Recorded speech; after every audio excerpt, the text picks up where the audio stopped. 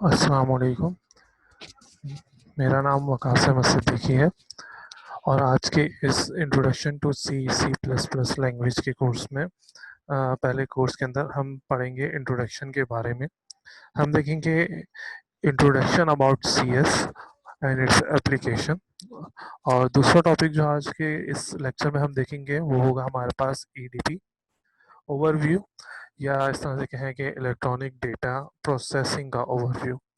जो बुक हम फॉलो कर रहे हैं वो है डेटेल एंड डेटेल की C plus plus how to program, या रिची की द सी प्रोग्रामिंग लैंग्वेज। हमारे इस पूरे कोर्स का ऑब्जेक्टिव हमारे इस पूरे कोर्स का ऑब्जेक्टिव हमारे इन 3 पॉइंट्स के अंदर लिखा हुआ है कि किस तरह से, या हमारी जो प्रोग्रामिंग नीड है वो क्या चल रही है, हमने उसको किस तरह से अप्रिशिएट करना है या किस तरह से हमने उसको यूज़फुल करना है। कॉन्सेप्ट क्या होता है किसी भी प्रोग्रामिंग मेथोडोलॉजी का, प्रोग्राम बनाने का, उसका स्ट्रक्चर क्या होता है, और किस तरह से कोई अच्छा सॉफ्टवेयर या एप्लीकेशन बनाई जा सकती है यूजिंग सी लैंग्वेज।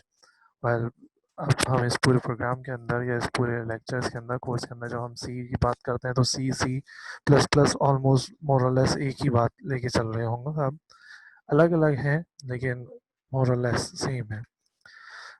हम अपने पूरे कोर्स के कंटेंट की बात करते हैं तो हमारे इस पूरे सी प्लस प्लस इंट्रोडक्शन के सी प्लस प्लस के अंदर हमारे पास हम देखेंगे कि किस तरह से प्रोग्राम बनाया जाता है, उसका स्ट्रक्चर क्या होता है, प्रोग्राम की बेसिक बिल्डिंग ब्लॉक्स क्या होते हैं जिनके थ्रू हम अपने प्रोग्राम्स को डिज़ाइन कर रहे होते हैं, किस तरह से हम किसी भी फ्लो चार्ट को फॉलो करते हैं, फ्लो चार्ट को बनाया जाता है, और पोसाइडो कोड्स क्या होते हैं।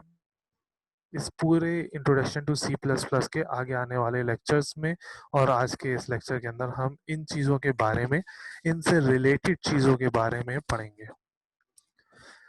जब भी हम किसी प्रोग्राम की बात करते हैं या जब भी हम किसी लैंग्वेज की बात करते हैं तो उससे पहले या उनको समझने के लिए, उनको पढ़ने के लिए हमारे पास जो स्किल होना चाहिए या जिस स्किल को हम डेवलप करते हैं वो हमारे पास कहलाता है क्रिटिकल स्किल।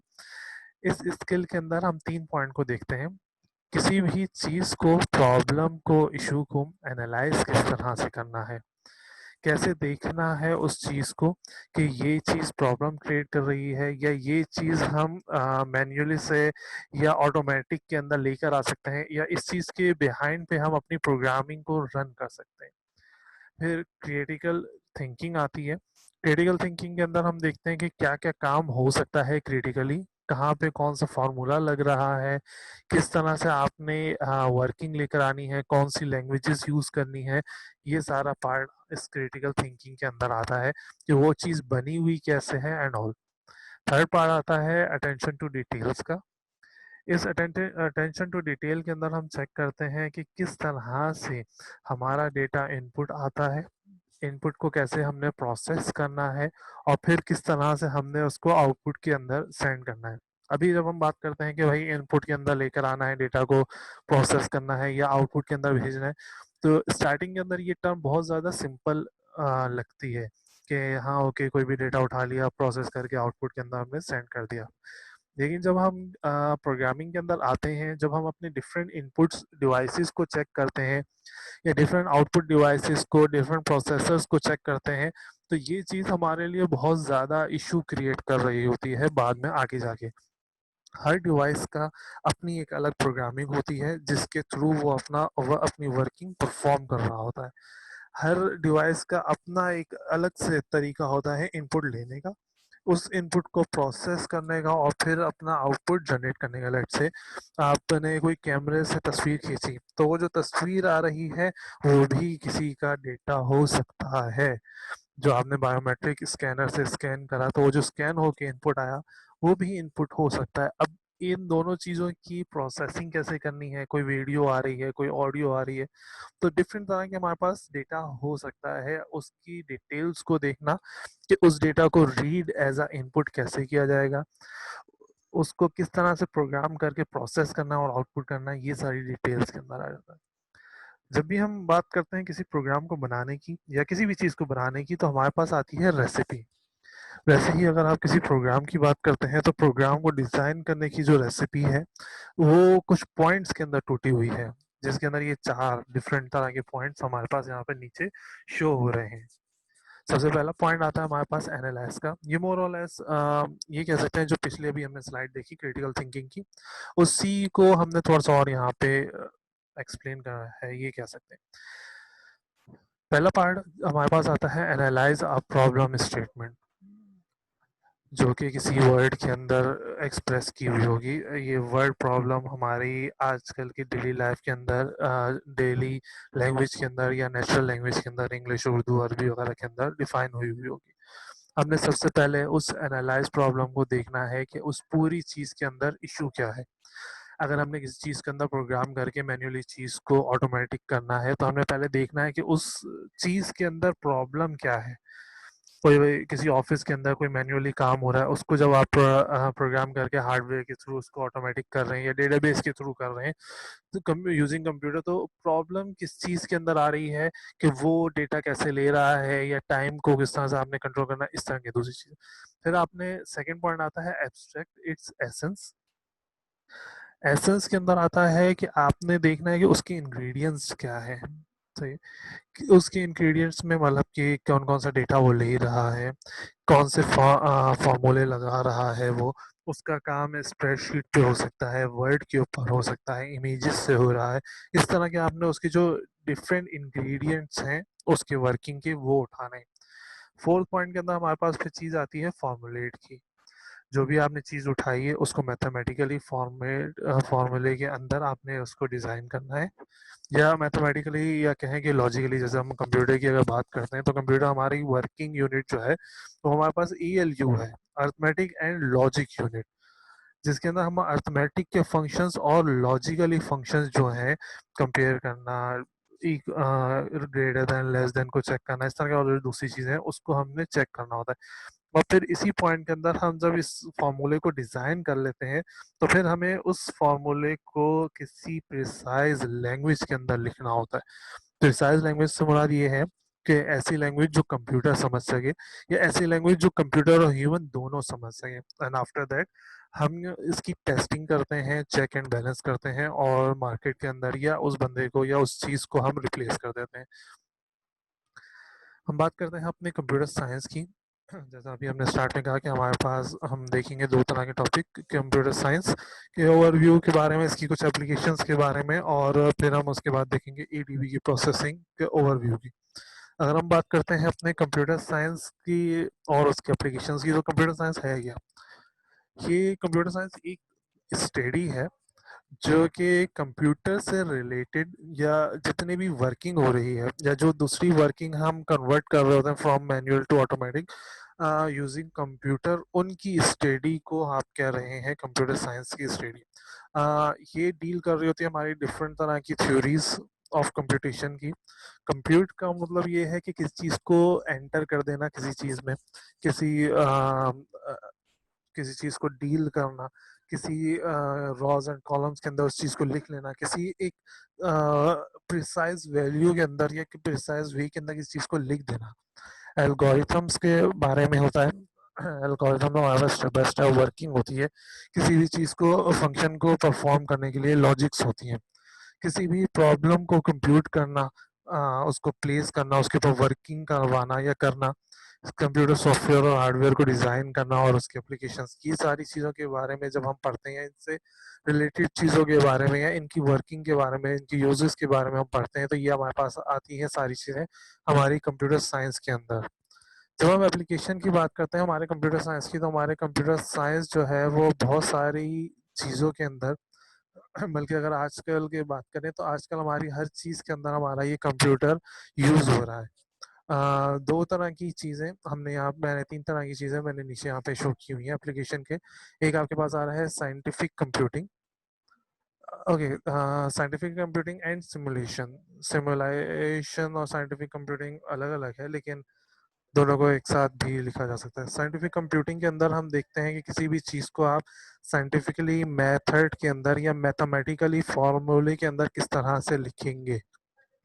कोई चीज़ कम हो रही है, कोई चीज़ ज़्यादा हो रही है, किसी चीज़ की बेसिस पे आपने अपने कोई वर्किंग करनी है। लेट्स से अगर मैं कहता हूँ कि यार अगर ये ए और बी मौजूद है, तो ही डी के पास ये वर्किंग जाए, वरना डी के पास ये वर्किंग ना जाए। जैसे अक्सर ऑफिस वगैरह के अंदर होता है कि जिस बंदे का आपको साइन चाहिए होता है तो वो साइन करने से पहले आपके डॉक्यूमेंट्स चेक करते हैं। जैसे लेट्स से एग्जांपल के तौर पे हम इंटरव्यू देने जाते हैं, तो इंटरव्यू देने से पहले आपको कुछ वर्किंग करनी पड़ती है कि भाई आपको बुलाया गया हो, सीवी वगैरह चेक करके आपके डॉक्यूमेंट्स वो चेक करता है, आपसे क्वेश्चन आंसर करता है, उसके बाद आपको जॉब मिलती है। तो इन सारी चीज़ों को अगर आप किसी फॉर्मूले के अंदर बंद करें तो वो आपके पास कहलाती है साइंटिफिक कंप्यूटेशन। सिमुलेशन का पार्ट के अंदर हम बात करते हैं किसी भी चीज़ को वर्चुअली परफॉर्म कर देना। वर्चुअली परफॉर्म कर देने के अंदर सिमुलेशन आजकल बहुत ज़्यादा इन है हमारी वर्किंग के अंदर। आजकल जैसे सिमुलेशन के अगर एग्जांपल लें तो कार सिमुलेशन आ रही हैं। बहुत सारे मुल्क आजकल फिजिकली कार ड्राइविंग नहीं देखते at a time of giving driving licence.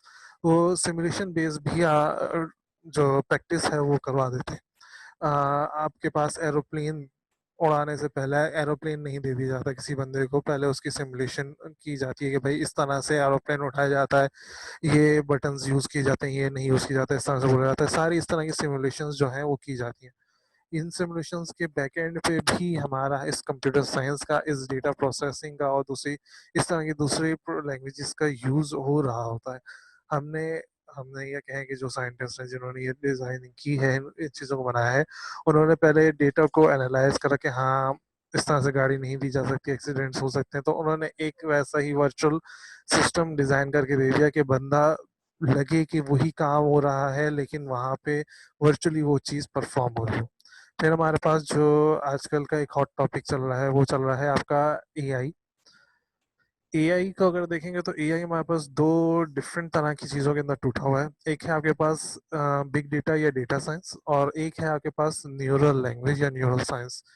Neural language के अंदर मोस्टली कम काम हो रहा है। न्यूरल लैंग्वेज के अंदर ऐसा होता है कि आपको एक सिनेरियो के अंदर छोड़ दिया और उस सिनेरियो के बेस पे कंप्यूटर खुद ही से डिसीजन ले कि क्या उसके लिए अच्छा है, क्या अच्छा नहीं है, इस तरह से। जहाँ तक बात आपकी डेटा साइंस की, तो डेटा साइंस के अंदर हम पीछे एक डेटाबेस बना देते हैं डिफरेंट, और उस डेटाबेस के अंदर रहते हुए आप हम अपना कोई भी डेटा को प्रोसेस कर रहे होते हैं। फॉर एग्जांपल जैसे गूगल आपके पास एआई के ऊपर वर्किंग कर रहा है लेकिन डेटाबेस साइड पे, तो ये बिग डेटा के ऊपर उन्होंने बहुत सारा डेटा अपने डेटाबेस के अंदर सेव किया हुआ है। जब हम लिखते हैं कैट लेट से, तो वो कैट से रिलेटेड जितनी भी तस्वीरें हैं, कैट से रिलेटेड जितने भी वर्ड हैं, जहाँ पे भी वो CAT लिखा हुआ है, वो आपको डेटा लाकर वहाँ पर प्रोवाइड कर देगा। फिर उसके और डिफरेंट तरह के उन्होंने रूल्स वगैरह लगाए हुए हैं जिनके बेसिस पे आप अपनी प्रोग्रामिंग अपनी वर्किंग परफॉर्म करते हैं। ये था हमारे पास यहाँ तक अभी कंप्यूटर साइंस के बारे में और उसकी एप्लीकेशन के बारे में। अब जो हम देखेंगे वो है आपके पास ओवरव्यू ऑफ EDP या इलेक्ट्रॉनिक डेटा प्रोसेसिंग। जब हम बात करते हैं अपने इलेक्ट्रॉनिक डेटा प्रोसेसिंग की, तो ये इलेक्ट्रॉनिक डेटा प्रोसेसिंग जो है 3 हिस्सों में टूटा हुआ है। सबसे पहले आपके पास इलेक्ट्रॉनिक, फिर आपके पास आता है डेटा, और फिर आपके पास आता है प्रोसेसिंग। और इन्हीं तीनों चीज़ों के बेसिस पे हमने अपना वर्किंग करनी होती है। लाइक अगर हम इस तरह से कहें कि भाई इलेक्ट्रॉनिक्स क्या है हमारे पास डेटा क्या है, हमारे पास प्रोसेसिंग क्या है, इन तीनों चीज़ों के अलग अलग और इनकी मिक्सचर के ऊपर हमने वहाँ काम करना है। सबसे पहले हम बात करते हैं अपने डेटा के बारे में। डेटा असल में है क्या? डेटा दो तरह की चीज़ें होती हैं जब हम कंप्यूटर को पढ़ते हैं, एक होता है डेटा और एक आती है हमारे पास इंफॉर्मेशन। डेटा वैसे यूजुअली उन चीज़ों को कहा जाता है, उस रॉ मटेरियल को कहा जाता है जिससे आपने अपनी इंफॉर्मेशन निकालनी है। उस रॉ मटेरियल को कहा जाता है जो आपकी वर्किंग का सबसे फर्स्ट स्टेप होता है।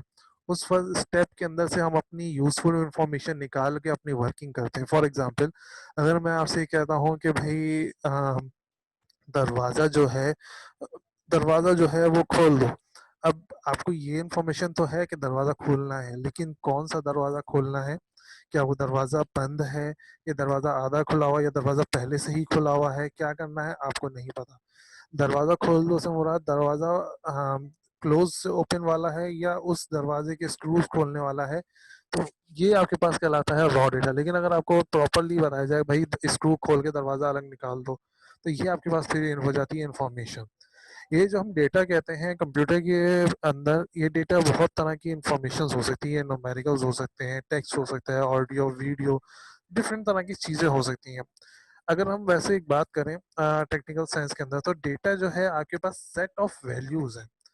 एक ऐसी वैल्यूज जो किसी भी चीज की क्वालिटी, क्वालिटेटिव या क्वांटिटेटिव वेरिएबल्स को शो करें। एक ऐसा वेरिएबल जो किसी पर्सन या ऑब्जेक्ट से निकाला गया हो, किसी ऑब्जर्वेशन से ये डेटा लिया गया हो।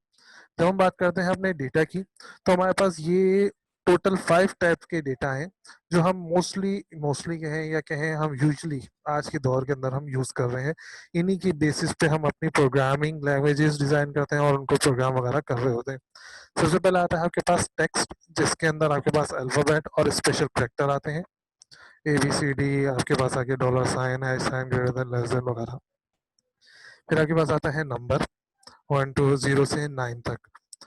0 से 9 तक नंबर आता है। 9 के बाद जो आप 10 लिखते हो वो कोई अलग से नंबर नहीं है, वो इसी 0 और 9 की कॉम्बिनेशन में, 0 से 9 तक की कॉम्बिनेशन से आ रहा होता है। फिर आपके पास आता है इमेजेस, जिसको हम प्रोसेस करने के लिए पिक्सल्स के अंदर कन्वर्ट करते हैं एंड देन फर्दर प्रोसेसिंग वगैरह की जाती है। फिर आपके पास आता है ऑडियो, जिसको हम फ्रीक्वेंसी में कन्वर्ट करके फिर आप उसको वंस और जीरोस के फॉर्मेट के अंदर कन्वर्ट कर दें। फिर आपके पास लास्ट फॉर्म आती है वीडियो की। वीडियो आपके पास मिक्सचर है कह लें, या हाइब्रिड फॉर्म है आपके ऊपर दो गिवन डेटा की, जिसके अंदर आपके पास इमेज और ऑडियो आता है। इमेज और ऑडियो की साथ साथ प्रोसेसिंग को आप वीडियो बोल रहे होते हैं। जो टेक्स्ट वगैरह की बात है, अगर हम इसके अंदर बात करें, अगर आपने कभी पुराने उसके अंदर जाके आप अगर सर्च करेंगे तो हर अल्फाबेट के अगेंस्ट में एक नंबर गिवन है, एक हेक्सा नंबर गिवन है। लेट्स से कि ए का जो हेक्सा नंबर है वो आई गेस 32 या 38H है।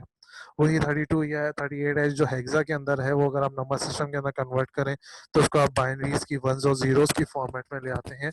एक ऐसी फॉर्मेट जो हमारा कंप्यूटर यूज कर रहा होता है। फिर उसके बाद आपके पास आता है नंबर। नंबर हमारे पास वैसे ही वन और जीरोस की फॉर्मेट में गिवन है।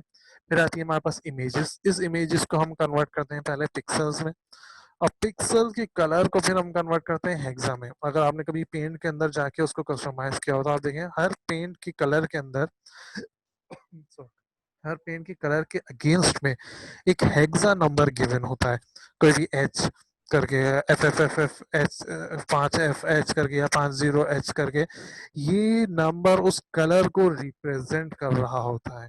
हम क्या करते हैं, इसी पिक्सेल्स को जो हमने तोड़े हैं रॉज और कॉलम्स की फॉर्मेट में, मैट्रिसेस फॉर्मेट में ले लेते हैं। फिर उस मैट्रिक्स को सॉल्व करने, जो जैसे हमने कहा कि डिफरेंट तरह के फॉर्मूलेज वगैरह यूज किए जा सकते हैं। ऑडियो को हम कन्वर्ट करते हैं फ्रीक्वेंसीज में, और फिर उसको हम कन्वर्ट करते हैं वंस और जीरोस की फॉर्म में through quantization, sampling and coding वगैरह। और वीडियो फिर हमारे पास जैसे भी बताया हाइब्रिड है। इस हाइब्रिड के अंदर ऑडियो और इमेज दोनों की वर्किंग चल रही होती है। बात करते हैं हम अपनी डेटा प्रोसेसिंग की। डेटा प्रोसेसिंग है क्या?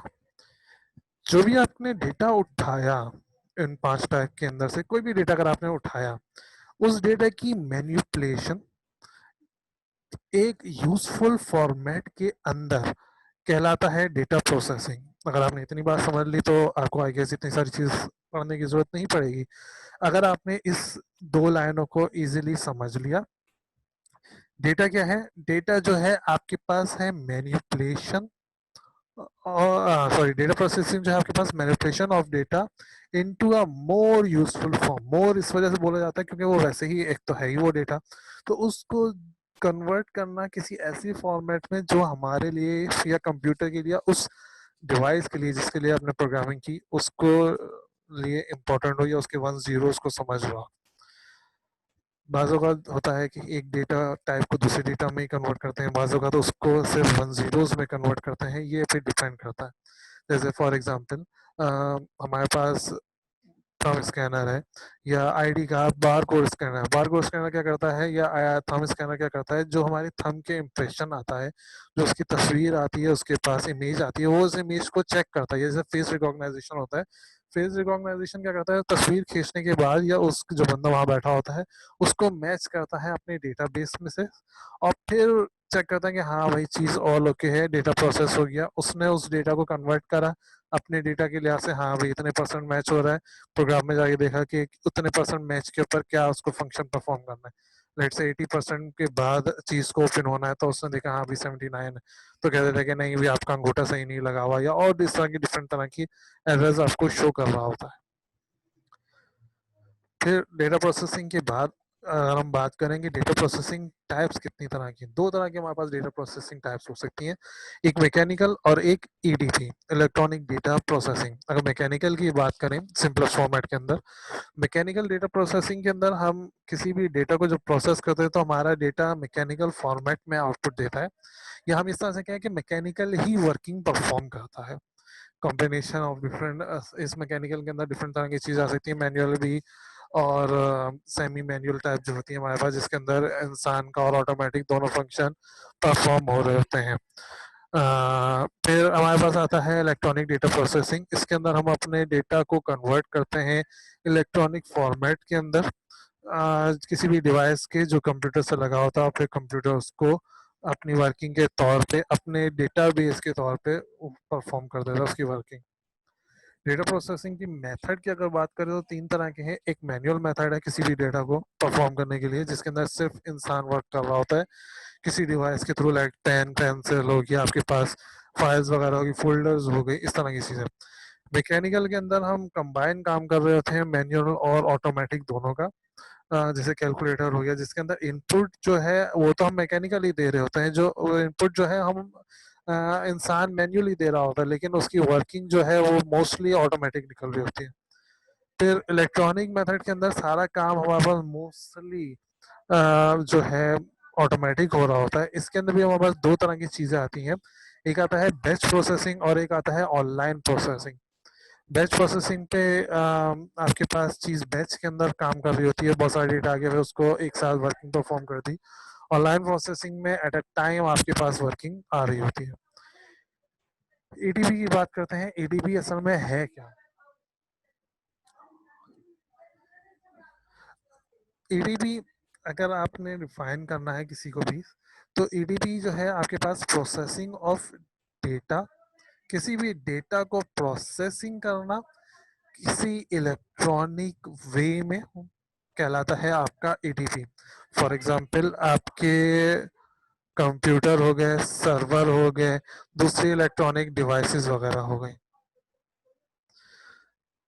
मेथड की बात करते हैं कि हमारे पास कौन कौन से ईडीबी मेथड हो सकते हैं, तो हमारे पास ये टोटल 8 टाइप के मेथड्स हो सकते हैं। ये मेथड डिपेंड कर रहे होते हैं हमारी रिक्वायरमेंट पे, इंडस्ट्री को, उस बंदे को, उस ऑर्गेनाइजेशन को या उस डिवाइस को किस तरह की रिक्वायरमेंट है डेटा को एंटर, प्रोसेस और आउटपुट देने के लिए। सबसे पहले आता है आपके पास टाइम शेयरिंग, फिर real time processing, online processing, multi processing, multi tasking, interactive, batch, distributive. Batch processing की अगर हम बात करें तो बैच प्रोसेसिंग के अंदर है हमारे पास पूरा पूरा बैच आता है जिसको हम प्रोसेस करते हैं और फिर अपना डेटा प्रोसेस कर रहे होते हैं और उस डेटा के ऊपर वर्किंग करते हैं। डिस्ट्रीब्यूटिव के अंदर हमारा डेटा डिस्ट्रीब्यूट होता है डिफरेंट जगहों पे, जैसे डिस्ट्रीब्यूटिव सर्वर्स और डिवाइसेस लगी होती हैं, और फिर हम उन सबको किसी पीछे से किसी एक सिंगुलर डिवाइस के साथ जोड़ा हुआ होता है। डिस्ट्रीब्यूटिव वगैरह का काम मोस्टली उस जगह पे होता है जब आपकी ऑर्गेनाइजेशन या आपकी चीज़ जो है डिफरेंट ऐसी जगहों पे पड़ी हुई हो, एक कमरे के अलावा डिफरेंट जगहों पे या कि डिफरेंट रूम्स के अंदर, डिफरेंट बिल्डिंग्स में, डिफरेंट सिटीज़ वगैरह के अंदर पड़ी हो। फिर टाइम शेयरिंग की हमारी बात करते हैं। टाइम शेयरिंग के अंदर इस तरह से होता है कि लेट से आपके पास डिवाइस एक है लेकिन बहुत सारे लोग उसको यूज़ के लिए यूज़र हैं उसके, उस वक्त हम टाइम शेयरिंग का एडीपी का यूज़ करते हैं। जब ये जितनी भी प्रोसेसिंग है, ये जितने भी यूजेज हैं, मेथड्स हैं, ये सब डिफरेंटली भी वर्क करते हैं और कहीं कहीं पे हम इनका कंबाइन वर्किंग भी यूज़ कर रहे होते हैं। टाइम शेयरिंग के अंदर हम क्या करते हैं, जब बहुत सारे यूज़र एक ही डिवाइस को एक एट अ टाइम प्रोसेस करते हैं तो हम हर एक के लिए टाइम फिक्स कर देते हैं। इसका इतना टाइम है, इसका इतना टाइम, इसका इतना टाइम है, कि जब उसकी चीज़ प्रोसेस में हो रही हो दूसरी चीज़ें इनलाइन आ जाए, इस तरह से। रियल टाइम प्रोसेसिंग के अंदर क्या होता है, सारा काम रियल टाइम के अंदर हो रहा होता है। जो भी आपने इनपुट दिया वही आपके पास वर्किंग आउटपुट के अंदर आ जाएगी। लेट्स से कि जैसे स्विचेस वगैरह होते हैं, जैसे ही बटन दबाया आपके पास फैन ऑन हो गया, फैन ऑफ हो गया, इस तरह से। रियल टाइम प्रोसेसिंग के अंदर भी इसी तरह से होता है। जैसे लेट्स से कोई सीट रिजर्व वगैरह कराने का है कहीं मूवी वगैरह के अंदर, आपने कहा कि आपको ये सीट चाहिए, वहां पे क्लिक करा, उसने कि हाँ भाई ये सीट, वो सीट आपकी ऑटोमेटिक रिजर्व हो गई, चाहे आप वहां पर मौजूद हैं या नहीं, आप उसको ऑनलाइन भी कर सकते हैं। फिर आपके पास आता है ऑनलाइन प्रोसेसिंग। ऑनलाइन प्रोसेसिंग के अंदर क्या होता है, हम दूर से बैठ के अपने डेटा को ऑनलाइन ही प्रोसेसिंग कर सकते हैं। जिस इस ऑनलाइन प्रोसेसिंग के अंदर आजकल हमारे पास जो आ रही है मोस्टली चीज़ें, जैसे क्लाउड कंप्यूटिंग, हम कहीं से भी बैठ के अपने डेटा को प्रोसेस कर सकते हैं। लेट्स से कि जैसे ये डेटा, अगर आप ये स्लाइड देख रहे हैं तो ये स्लाइड मेरे सिस्टम में पड़ी हुई है, ये वीडियो मेरे सिस्टम में सेव हो रही होगी, लेकिन जब या ये यूट्यूब के ऊपर, यूट्यूब के सर्वर्स के ऊपर सेव हो रही होगी, जब आप लोग इसको देखेंगे, या डिफरेंट हमारे एम्स के या जो दूसरे ऑर्गेनाइजेशन उसके सर्वर्स पे सेव हो रही होगी। लेकिन जब आप इसको अपने घर से देखेंगे तो क्या ऑनलाइन प्रोसेसिंग कर रहे होंगे आप इस डेटा की, डेटा कहीं और पड़ा हुआ है, लेकिन आपने उसको ऑनलाइन प्रोसेस करके चेक करा, या जो भी वीडियो ऑडियो को प्रोसेस करके अपना आउटपुट जनरेट करा है। मल्टी प्रोसेसिंग के अंदर क्या होता है,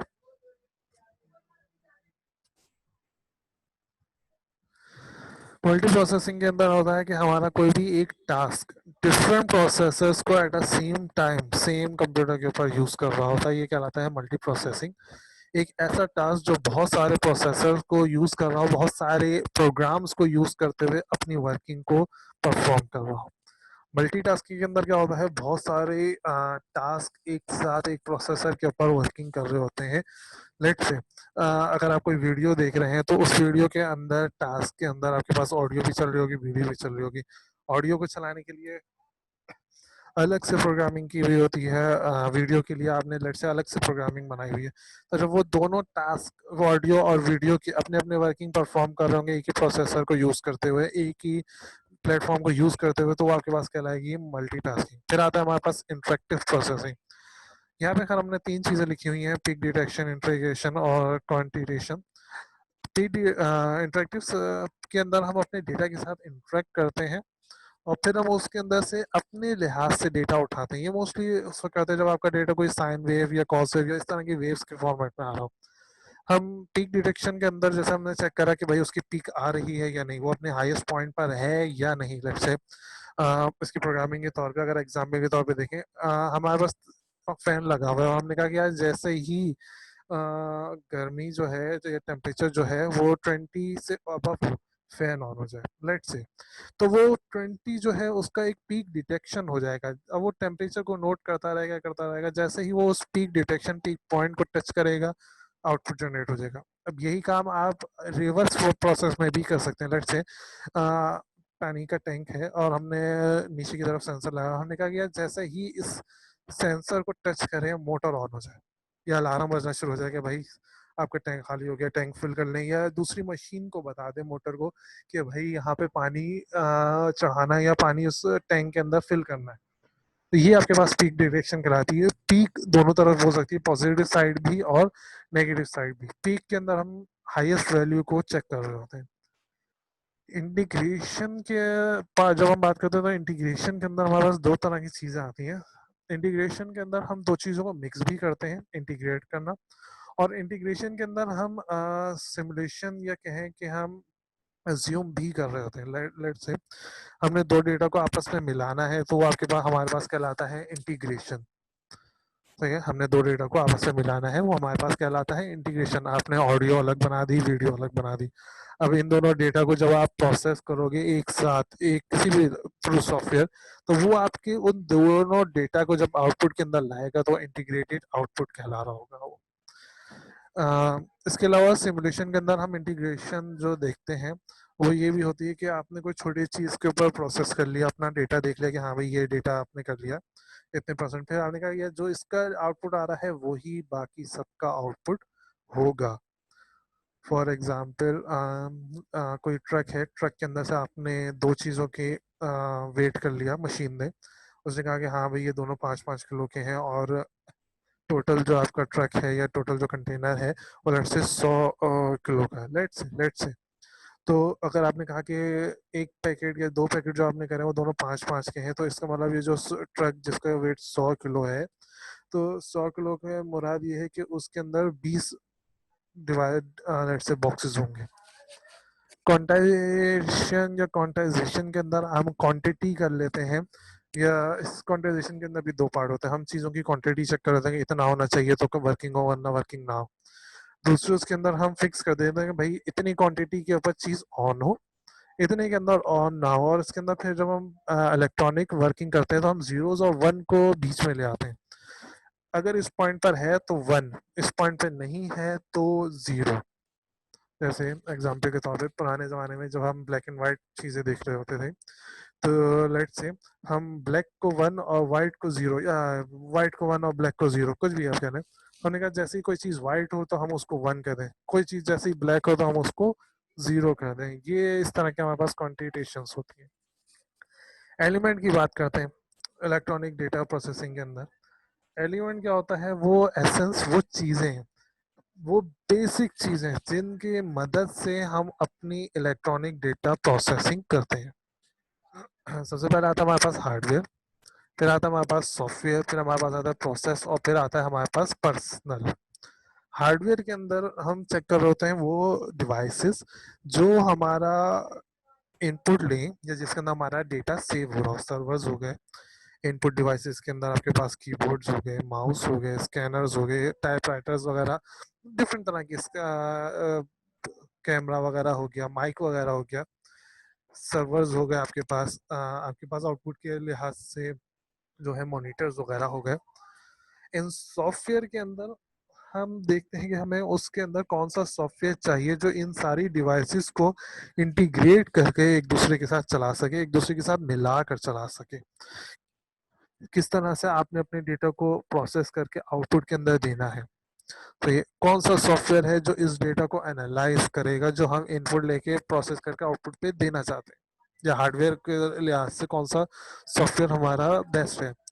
प्रोसेस सेक्शन के अंदर हम प्रोसेसिंग करते हैं जिसके अंदर हमारे पास कोडिंग आती है, जिसके अंदर हमारे पास मैथमेटिकल इक्वेशंस आ रही होती हैं, इस तरह से। फिर पर्सनल की जब बात करते हैं तो पर्सनल के अंदर हम देखते हैं कि हमने कौन सी लैंग्वेज यूज़ करनी है, ऐसी लैंग्वेज जो हमारे लिए या कोई भी दूसरा बंदा, आम बंदा जो है उसको पढ़ के समझ ले, और कौन सी उस लैंग्वेज के अगेंस्ट में किस तरह से हमने कोडिंग करनी है कि जब भी हम कोई ABC या कोई भी इस तरह की वर्डिंग लिखें, तो कोई भी हम इस तरह का कोड लिखें तो कंप्यूटर उसको अपनी मशीन लैंग्वेज में वन जीरोस की फॉर्मेट में समझ ले। स्टेजेस की बात करते हैं कि ईडीपी किन स्टेजेस से गुजरता है। ईडीपी के 4 स्टेजेस हैं। सबसे पहला स्टेज है कलेक्शन का, दूसरा स्टेज है प्रिपरेशन का, तीसरा स्टेज है इनपुट का, और चौथा स्टेज है आपके पास प्रोसेसिंग का। पहला स्टेज कलेक्शन का। कलेक्शन के अंदर हम इंश्योर करते हैं कि हमने कौन कौन सा डेटा कलेक्ट करना है और कहाँ से कलेक्ट करना है। अभी हमने डेटा कलेक्ट नहीं करा, अभी हमने उनसे डेटा इनपुट नहीं लिया, अभी हम सब कलेक्शन के अंदर देख रहे हैं कि हमने किस किस से डेटा कलेक्ट करना है। अच्छा, यहाँ से इतना डेटा उठाना है, इस सर्वर से इतना डेटा कलेक्ट करना है, इस सर्वर से ये डेटा कलेक्ट करना है, सर्वर से ये डेटा कलेक्ट करना है, सर्वर से ये करना है, यहाँ से ये इमेज उठानी है, यहाँ से ये ऑडियो उठानी है। इस तरह से हमने डेटा की कलेक्शन एक फाइल बना ली। फिर हम प्रिपेयर करते हैं अपने सिस्टम को कि भाई यहाँ से इस डेटा को पहले उठाना है, इसको बाद में उठाना है, इसको उसमें third fourth fifth. Third stage के अंदर फिर आता है इनपुट का प्रोसेस। इनपुट के प्रोसेस के अंदर हम अपने डेटा को, जो हमने स्टेजेस बनाई होती है कि पहले ये फिर ये फिर ये, हम उसको अपनी किसी डिवाइस के थ्रू, किसी इनपुट डिवाइस के थ्रू इनपुट लेते हैं, और फिर चौथे स्टेज के अंदर हम उसको प्रोसेस करते हैं through with respect to our programming. हमारे पास जो दो और पॉइंट्स हैं जो हमने इसके अंदर देखे हैं, एक है हमारे पास एडवांटेजेस ऑफ ईडीपी, और दूसरा है हमारे पास disadvantages of EDP. Advantages of EDB की अगर हम बात करते हैं तो ईडीबी के बहुत सारे एडवांटेजेस हैं। जब भी खैर हम कोई इस तरह की डिवाइस बनाते हैं इंसान की हेल्प के लिए, तो उसके अंदर एडवांटेजेस मोस्टली ज़्यादा होते हैं।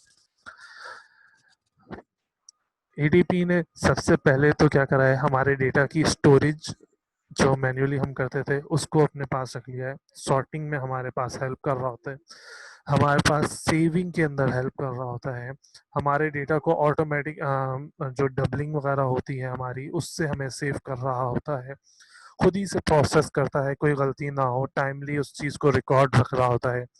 डेटा अगर सेव कर दिया तो उसको वापस से रिट्रीव करने में हमारी हेल्प कर रहा होता है। जो सेंसिटिव डेटा हम अगर किसी कॉपी वगैरह के अंदर या हमने इस तरह से कहीं और रखा होता है जो टाइम के साथ ख़राब हो सकता है, तो उसको एक जगह पे प्रॉपर फॉर्मेट के अंदर रखने में हमारी हेल्प कर रहा होता है, ऐसे डेटा को जो हमारा प्राइम एसेट है। हमारा पेपर वर्क ज़्यादा हो रहा होता है बगैर ईटीपी के, तो पेपर वर्क की कॉस्ट को बचाता है। हमारा टाइम ज़्यादा लग रहा होता है पेपर वर्क करने में और दूसरे इस तरह के काम के डॉक्यूमेंटेशन में, तो उस टाइम को सेव करने में हमारा हेल्प कर रहा होता है, चीज़ को ऑटोमेट कर देता है। हम बाज़ बार ऐसा भी होता है, हम आधा टाइप करते हैं, वो पूरा टाइपिंग में वो चीज़ शो हो जाती है। हम आधे वर्ड लिख के भी उस पूरी चीज़ को रिट्रीव कर सकते हैं, हमें पूरा लिखने की ज़रूरत नहीं है। डिसएडवांटेज इसके अंदर क्या होता है कि हमारा सारा डेटा एक जगह पे बैठा होता है, और अगर कोई हैकर आता है तो वो हमारा ये यूज़फुल डेटा देख सकता है। जहाँ तक बात हमारी इस डेटा की है, तो जब हम किसी डेटा को कोड करते हैं तो हमें एक बहुत बड़ा सा टेबल चाहिए होता है उस डेटा को रिकॉर्ड रखने के लिए। ये दो हमारे पास डिसएडवांटेजेस थे, हैकर का और कोडिंग का टेबल बनाने के लिए। आज का जो हमने पहला लेक्चर देखा है वो हमने देखा है डेटल एंड डेटल की, C plus plus how to program, और रिची की द सी प्रोग्रामिंग लैंग्वेज से। आज के इस लेक्चर में यहीं तक था। Thank thank you. अल्लाह हाफिज़।